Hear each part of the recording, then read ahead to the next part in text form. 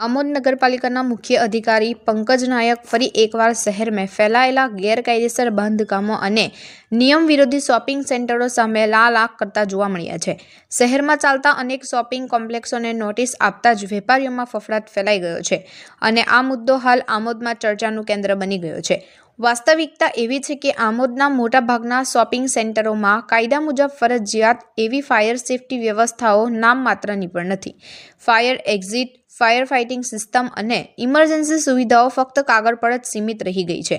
એટલું જ નહીં, પાર્કિંગની યોગ્ય વ્યવસ્થા વિના સર્વિસ રોડની બાજુમાં મનમાની રીતે વાહનો ઊભા રાખવામાં આવે છે, જેના કારણે રોજબરોજ અકસ્માતનો ખતરો મંડરાઈ રહ્યો છે। છતાં લાંબા સમયથી તંત્ર દ્વારા આ બાબતે આંખ આડી કાન કરવામાં આવ્યા નથી।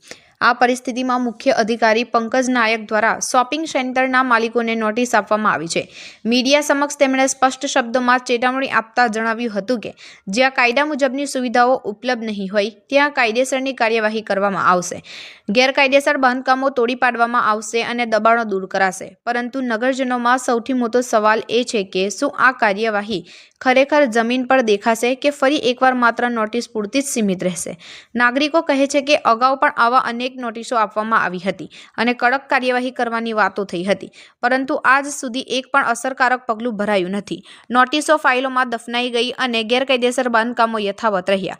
આથી હવે જનતા આશા અને શંકા વચ્ચે ઊભી છે। શું આ વખતે ખરેખર ગેરકાયદેસર શોપિંગ સેન્ટરો પર બુલડોઝર ચાલશે?